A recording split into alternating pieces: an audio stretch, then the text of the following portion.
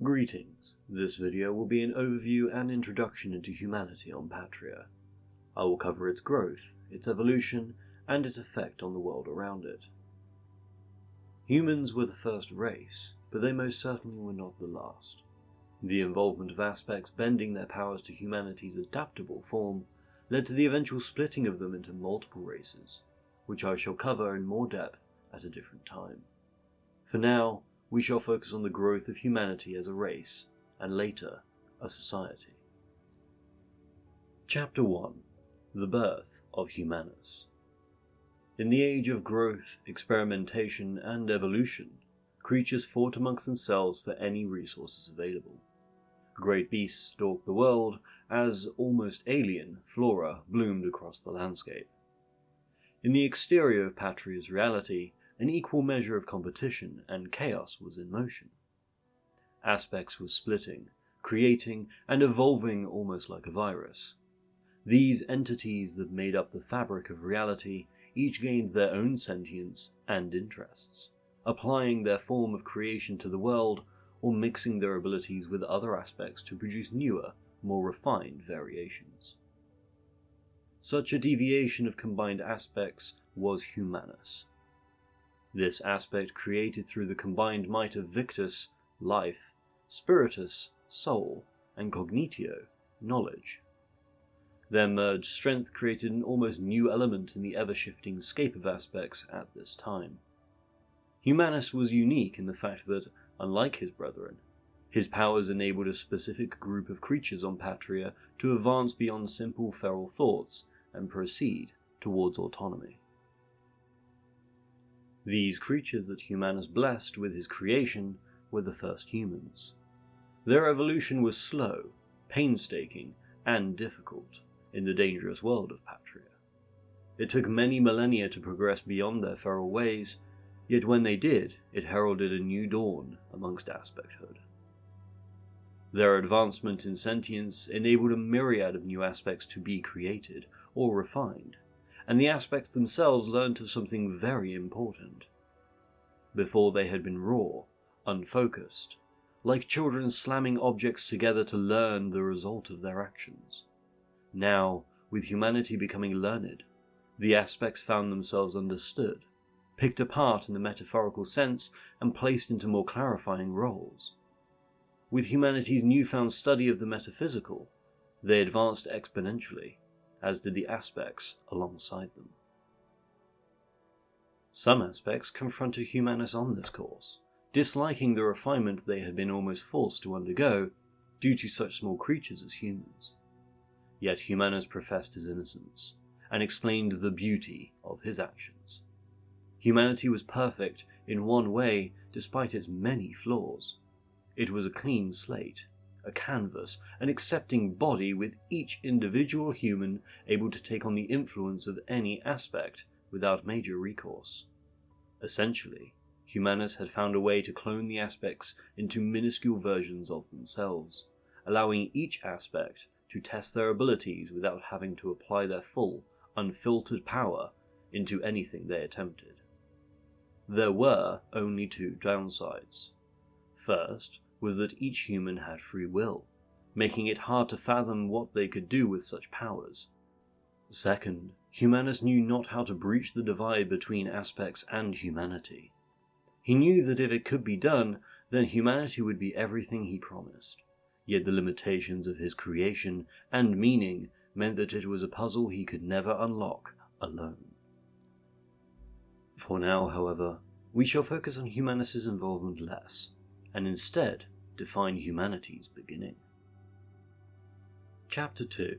The First Humans, Early Civilization. Early humans were scattered, tribal, and lived as hunter-gatherers. Their growth from feral creatures didn't spread to the world around them, and living in the tumultuous time of early Patria, there were many occasions they were almost wiped out as a race. As time passed, the involvement of basic tools enabled them to weaponize themselves against the dangers of the outside world, allowing greater chances for surviving and flourishing. Despite the difficulty of their progression, eventual growth and war led these tribal people to consolidate, finding that living together provided better protection from other tribes, and the pool of knowledge they gained from doing so only heralded greater times in their future. As humanity advanced, they abandoned their wandering lifestyle in search of survival and instead learnt to bend the lands of Patria to their own strength. With their slow gaining of traction within the world, they eventually formed into civilized groups. Construction, agriculture, and cooking were discovered, leading to the birth of new, minor aspects in the great span of creation. With time, humanity learned the intricacy of language. They delved to new depths and climbed heights on Patria's surface, discovering slight variations of themselves living in these secluded lands. With their exploration and more controlled survival rate, they also found fragments, shards, and locations that were closely tied to the aspects. Places where the creators of Patria had once stood or interacted with its workings, leaving behind remnants of their immeasurable power which, to humans, were able to make individuals gods comparable to their race. In the background, Humanus guided these interactions, yet the first humans did not know the name of their silent shepherd. They felt the unseen hand that guided them toward fire, toward shelter, toward civilization, but knew not that it was he who did so. Humanus worked tirelessly in the background through subtle dreams and omens. He carefully nudged humanity towards understanding the world around them better, for if he did not, their death would herald his own. He knew before any other aspect, despite his young presence, that if his creations collapsed to time, he too would cease, as his power was directly linked to their proliferation and continued existence. Now, with the discovery of these powerful relics and places where the aspects had stood, the first instance of an aspect's power surging into the mind and body of a human occurred. With this, a new aspect emerged, one with such power it made even the primals shudder. Praecantatio, the representation of magic, the missing connection between humanity and the aspects, enabled humanity to learn, bind, control, and fathom the great intricacies of the world around them to much greater lengths. Praecantatio was the missing link that Humanus had always needed. This new age caused a burst of evolution.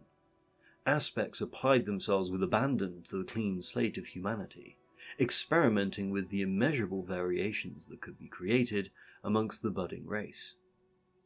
This was only one side of the advancement, however. Humanity had free will, after all.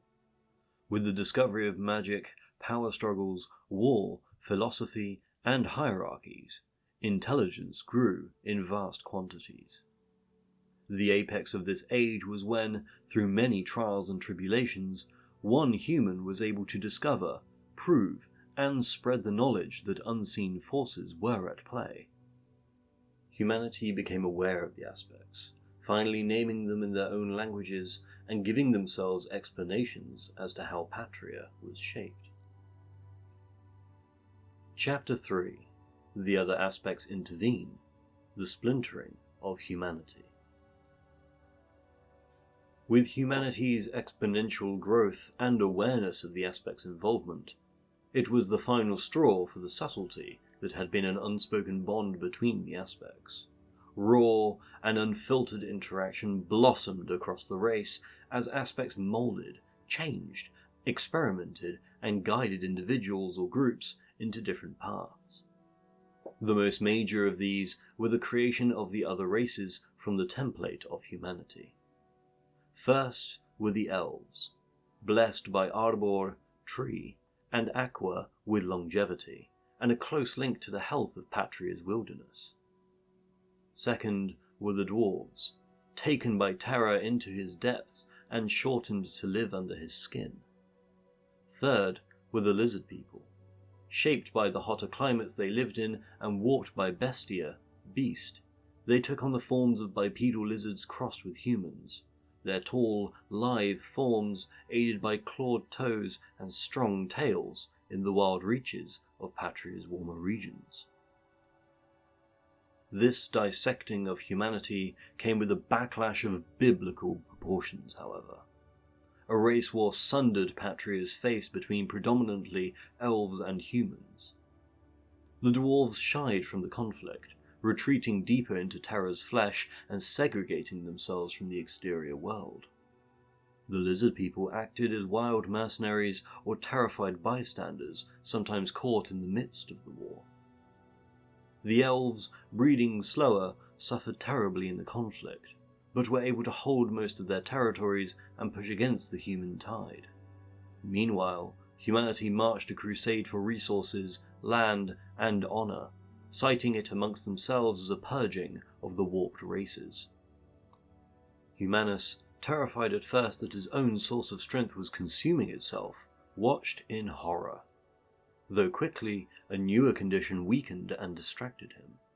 His mind was fractured, warring against itself even as the races below slaughtered each other. New personalities vied for control within as the power struggles changed his exterior image into a compilation of the races.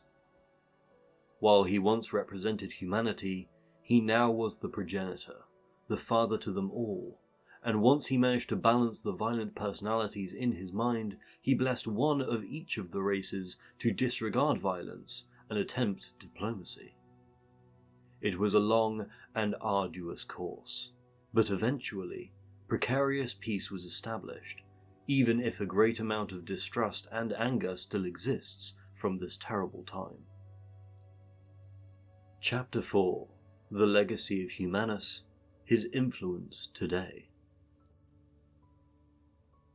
Despite humanity's delicate survival, its precociousness and penchant for multiplying and growing has certainly aided its ability to remain in control of vast swathes of Patria's surface.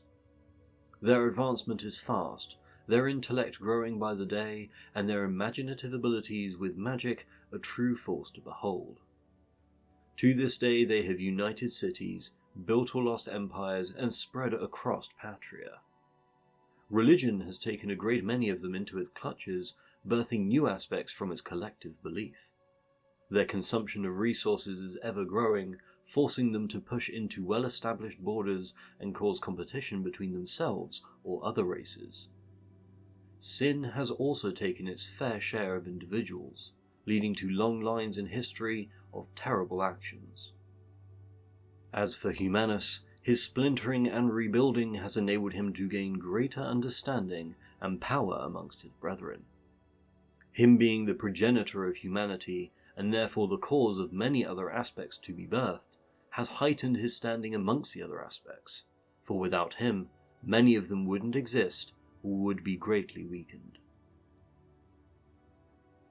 Chapter 5: Expansion of Humanity, the Time of Cities. Humanity, now with secured domains, focuses inward toward trade, religion, and power.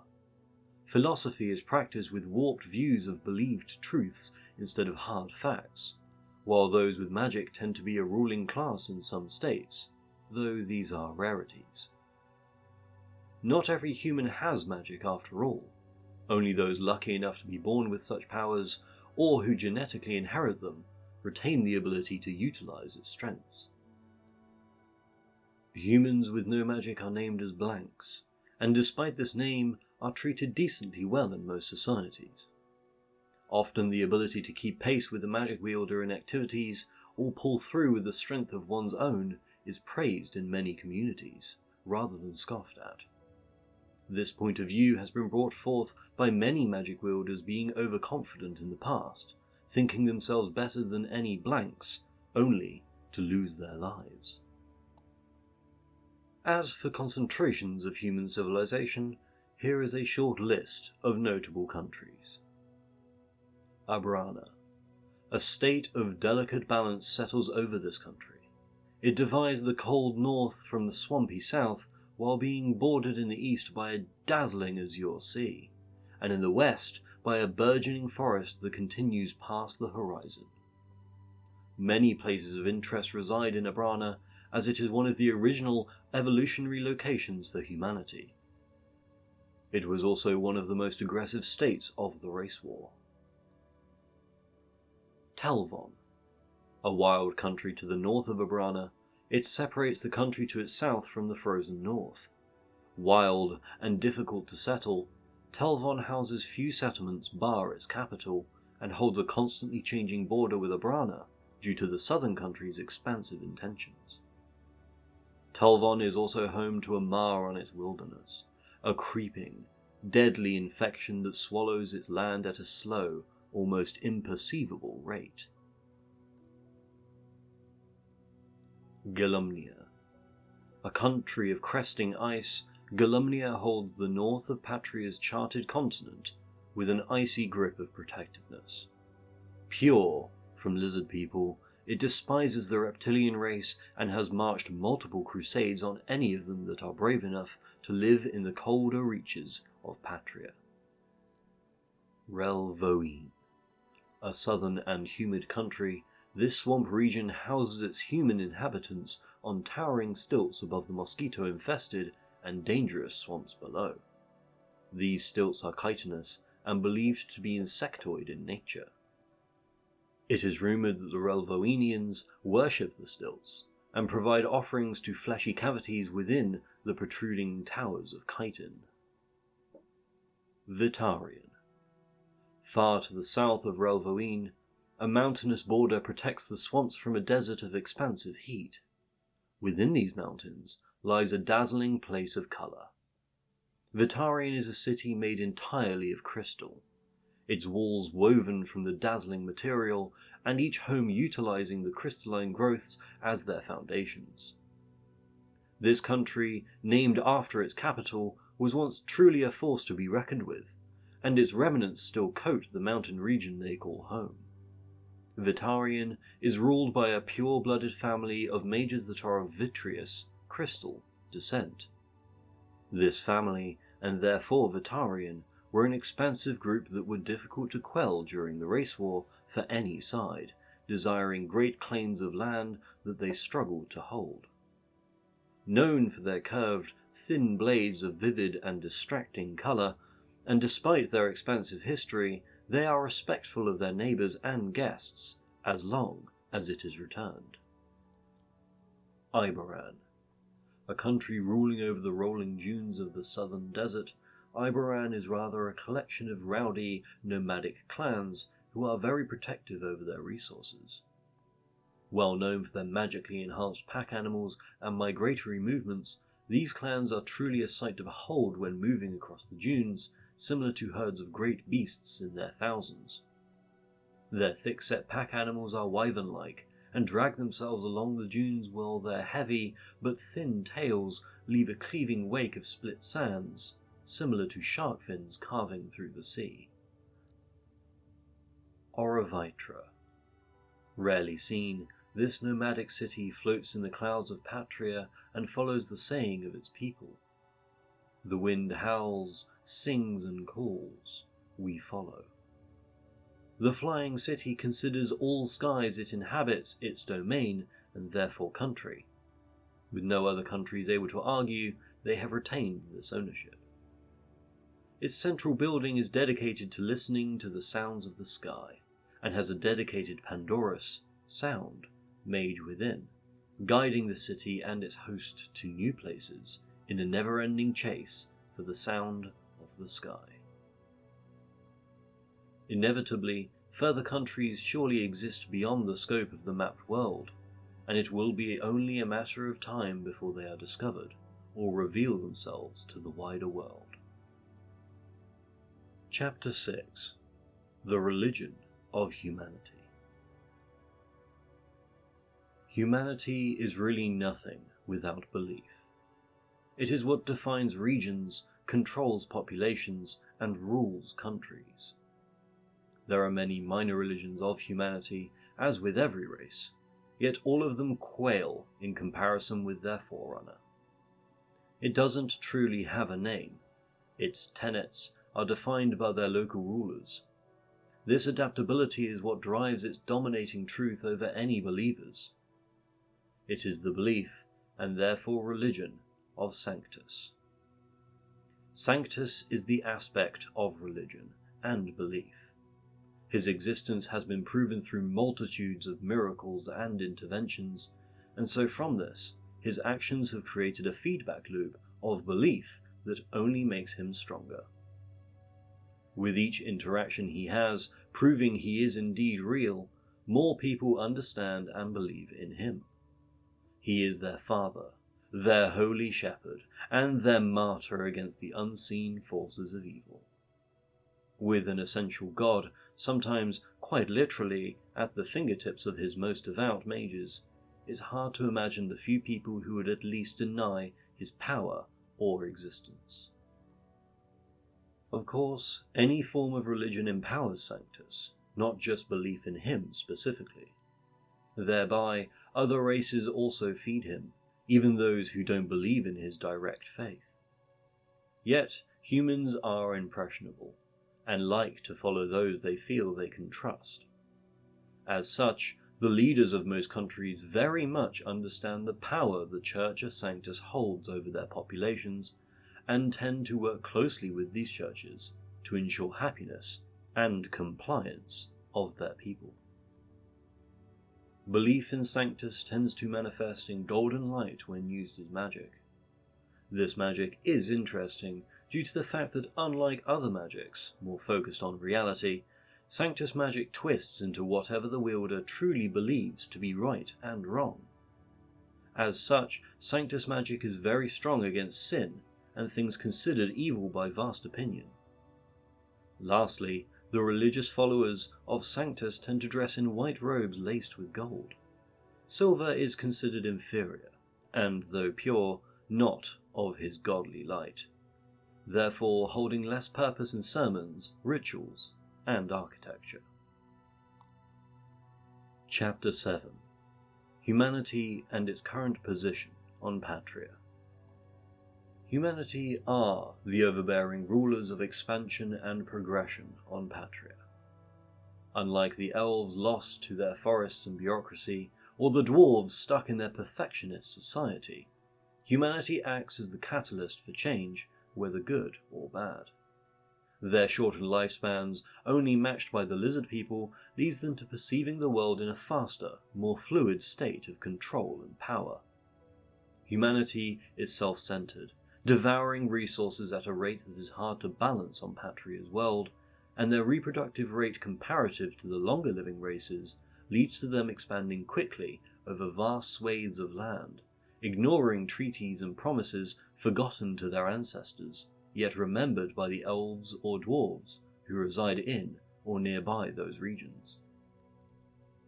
Their philosophy is tainted by grandstanding their ideas so that they are remembered rather than purely factual, something that is of great infuriation to their own learners of later lineages. On the other hand, their artwork tends to be more impactful. Driven by their mortality into new ventures on canvas and through ink, they are quite often praised, even by other races, for this trait. Their integration of money and politics to their settlements and societies has also led to advancements in multiple facets of their development as a race. The idea was stolen from the dwarves, it may be true, but humanity prefers to view it as an improvement to a flawed system.